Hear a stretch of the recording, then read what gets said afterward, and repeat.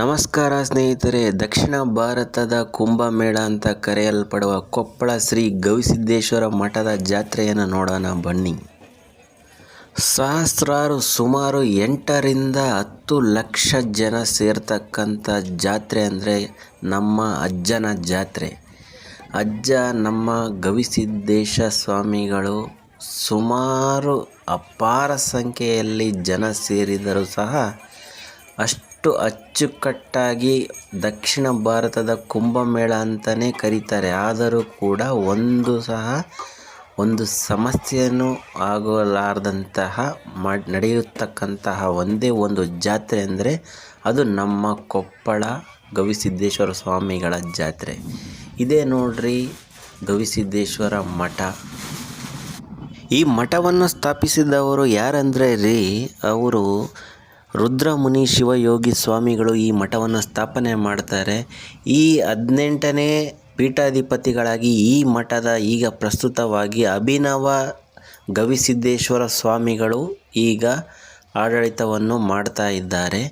ಇಲ್ಲಿ ತ್ರಿವಿಧ ದಾಸೋಹ ಅಂತ ಹೇಳ್ಬೋದು. ಅಂದರೆ ಅಕ್ಷರ, ಜ್ಞಾನ ಜೊತೆಗೆ ಅರಿವು ಜೊತೆಗೆ ಆಧ್ಯಾತ್ಮಿಕತೆ ಇಲ್ಲಿ ಮನೆ ಮಾಡಿದೆ. ಇಲ್ಲಿ ಎಷ್ಟು ಸ್ವಚ್ಛವಾಗಿದೆ ಅಂತಂತಂದರೆ ಈ ಜಾತ್ರೆ ನಡೆದಿದ್ದು ಜನವರಿ 5ರಂದು, ನಾನು ವಿಸಿಟ್ ಮಾಡಿದ್ದು ಜನವರಿ 9ಕ್ಕೆ. ನೋಡ್ಕೊಳ್ಳಿ ಇಲ್ಲಿ ಜನಸಾಗರ ಎಷ್ಟಿದೆ ಅಂಥೇಳಿ.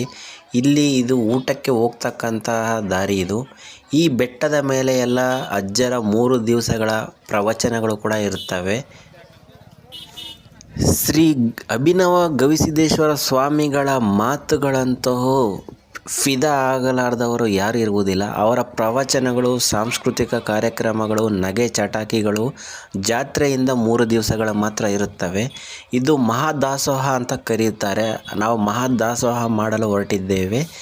ಇದು ಇಂತಹ ದಾಸೋಹ ಅಲ್ಲ ಸ್ವಾಮಿಗಳೇ. ಸಿಕ್ಕಾಪಟ್ಟೆ ಐಟಮ್ಸು, ಕ್ವಿಂಟಲ್ ಗಟ್ಟಲೆ, ಟನ್ ಗಟ್ಟಲೆ ದಾನಿಗಳು ದಾನ ಮಾಡ್ತಾನೆ ಇರ್ತಾರೆ. ಜೊತೆಗೆ ಅಡುಗೆ ಆಗ್ತಾನೆ ಇರ್ತದೆ. ಉತ್ತರ ಕರ್ನಾಟಕ ಶೈಲಿಯ ರೊಟ್ಟಿ ಮಾತ್ರ ರಾಶಿಗಟ್ಟಲೆ ಇರುತ್ತದೆ. ಮತ್ತು ಪ್ರತಿ ಜಾಗದಲ್ಲೂ ಸಹ ಒಂದು ಪೇಪರ್ ಸಹ ಕಾಣಸಿಗುವುದಿಲ್ಲ. ಊಟ ಮಾಡುವ ಜಾಗ ಅಂದರೆ ಎಷ್ಟು ಗಲೀಜಿರುತ್ತೆ. ಎಲ್ಲಾದರೂ ಜಾತ್ರೆ, ಹಬ್ಬ ಹರಿದಿನಗಳಲ್ಲಿ ನೋಡಿರ್ತೀರ. ಆದರೆ ನಮ್ಮ ಕೊಪ್ಪಳ ಮಠದಲ್ಲಿ ಆ ಥರ ಅಲ್ಲ. ಹೆಂಗಸರಿಗೆ, ಪುರುಷರಿಗೆ ಮತ್ತು ವಯೋವೃದ್ಧರಿಗೆ, ಅಂಗವಿಕಲರಿಗೆ ಸಪರೇಟ್ ದಾರಿಗಳು ಇರ್ತವೆ. ಇದೇ ನೋಡಿ ಗೇಟ್ ನಂಬರ್ಗಳ ಮುಖಾಂತರ ಈ ಥರ ನಾವು ಒಳಗಡೆ ಎಂಟ್ರಿ ಕೊಟ್ಟೆವು ಸ್ವಾಮಿಗಳೇ. ಮತ್ತು ಇಲ್ಲಿ ದಾಸೋಹ ಅಂದರೆ 1 ದಿನ 2 ದಿನ ಅಲ್ಲ, ಕನಿಷ್ಠ 15ರಿಂದ 20 ದಿನಗಳ ಗಟ್ಟಲೆ ದಾಸೋಹ ಇರುತ್ತದೆ. ನೋಡಿ ಇಲ್ಲಿ ದಾನಿಗಳಾದವರು ಅವರ ಧಾನ್ಯಗಳನ್ನು ದೇಣಿಗೆ ಕೊಡ್ತಾನೆ ಇರ್ತಾರೆ. ಒಂದು ಕಡೆ ಊಟ ನಡೀತಾನೆ ಇರ್ತದೆ. ಮತ್ತು ಸ್ವಚ್ಛವಾಗಿ ಎಲ್ಲ ಲೈನ್ಗಳು, ಎಲ್ಲೆಲ್ಲಿ ನಮ್ಮ ಪೊಲೀಸ್ ಸಿಬ್ಬಂದಿಗಳು, ಗೃಹ ರಕ್ಷಕ ದಳ ಸಿಬ್ಬಂದಿಗಳು ನಿಮಗೆ ಸಲಹೆ ಸೂಚನೆಗಳನ್ನು ಕೊಡ್ತಾನೆ ಇರ್ತಾರೆ. ಮೈಕ್ಗಳಲ್ಲಿ ಅನೌನ್ಸ್ ಮಾಡ್ತಾನೆ ಇರ್ತಾರೆ. ಸ್ವಾಮಿಗಳೇ ಇಲ್ಲಿ ರೊಟ್ಟಿಗಳಂತೂ ಸಿಕ್ಕಾಪಟ್ಟೆ ರಾಶಿಗಟ್ಟಲೆ ರೊಟ್ಟಿ. ಮತ್ತು 15ರಿಂದ 20 ದಿನ ನಡೀತಕ್ಕಂಥ 24 ಗಂಟೆಗಳ ಕಾಲವೂ ನಿಮಗೆ ಊಟ. ಪ್ರಾಣೇಶ್ ಅವರು ಹೇಳಿದಂತಹ ಜಾತ್ರೆ, ಹಬ್ಬ ಹರಿದಿನ ಬಂತು ನಮ್ಮ ಕೊಪ್ಪಳ ಮಠದಲ್ಲಿ ಅಂತಂದರೆ ಇಲ್ಲೇ ಉಂಡು ಇಲ್ಲೇ ಮಲಗದೆ, ಇಲ್ಲೇ ಇದ್ದು ಆಧ್ಯಾತ್ಮಿಕ ಮತ್ತು ಜ್ಞಾನ ಅರಿವು ಮೂಡಿಸಿಕೊಳ್ಳೋದೇ ಆಗಿರುತ್ತದೆ. ಕೊಪ್ಪಳ ಜಾತ್ರೆ ಸ್ಪೆಷಲ್ಲೇ ಈ ಥರ. ಅನೇಕ ಕೌಂಟರ್ಗಳಿರ್ತವೆ. ಇಲ್ಲಿ ನೋಡ್ರಿ, ಸಿಹಿ ಹಾಗೂ ಹಾಲು, ತುಪ್ಪ, ಸಿಹಿ ತಿನಿಸುಗಳು, ರೊಟ್ಟಿಗಳು ಒಂದು ಕೌಂಟರ್ ಇರುತ್ತದೆ. ಪಕ್ಕದಲ್ಲಿ ಇದಾದ ನಂತರ ಅನ್ನ, ಸಾಂಬಾರು, ಪಲ್ಯ ಕೌಂಟರ್ ಇರುತ್ತದೆ. ಕೌಂಟರ್ಗಳು 1-2 ಅಲ್ಲ ರೀ, ಸುಮಾರು 100 ಗಟ್ಟಲೆ ಕೌಂಟರ್ಗಳು ಇರ್ತವೆ. ನೀವು ಎಲ್ಲಿ ಬೇಕಾದರೂ ಇಡಿಸ್ಕೊಂಡು ತಿನ್ಬೋದು.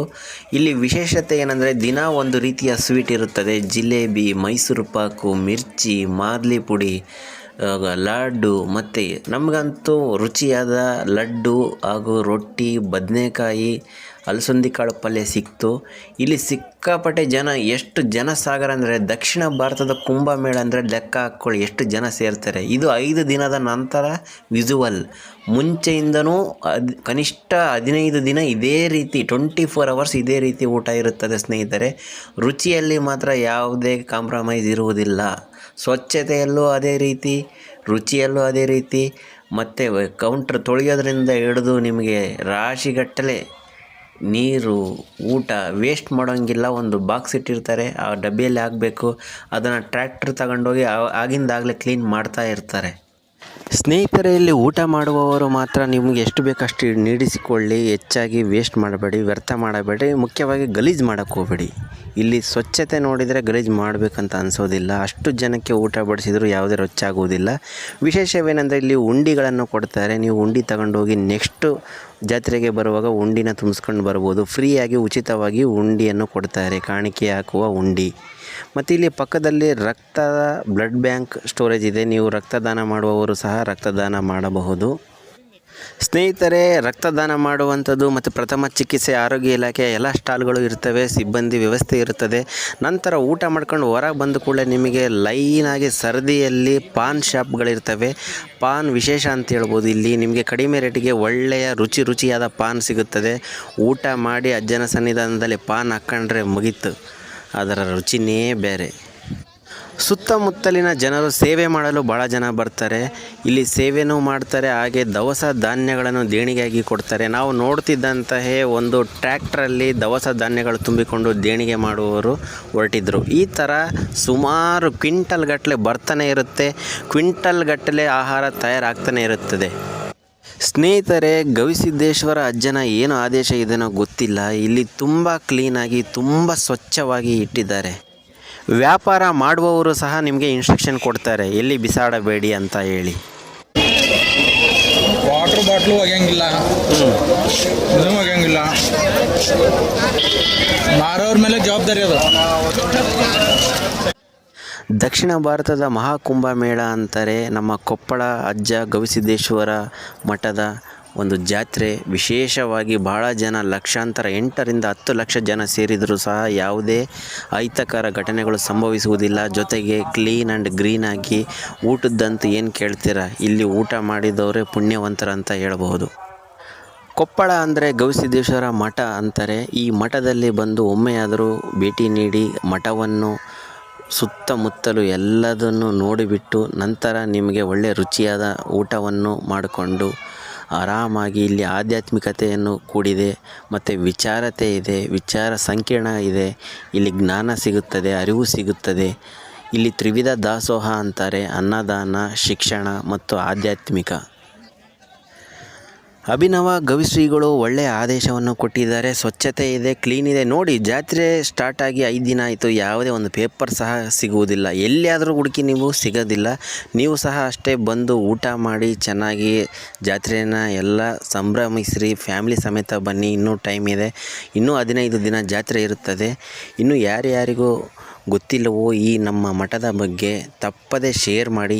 ಇಂಥ ಒಳ್ಳೆಯ ಮಾಹಿತಿಗಳಿಗಾಗಿ ನಮ್ಮ ಚಾನಲ್ನ ಸಬ್ಸ್ಕ್ರೈಬ್ ಮಾಡಿ. ನೀವು ಮೊದಲಿಗೆ ಯಾವತ್ತೇ ರಥವನ್ನು ನೋಡಿದಾಗ ಕಳಸ ನೋಡಬೇಕು, ಮತ್ತು ಅಲ್ಲಿ ಹಾರುತ್ತಿರತಕ್ಕಂಥ ಒಂದು ಪಟ ನೋಡಬೇಕು.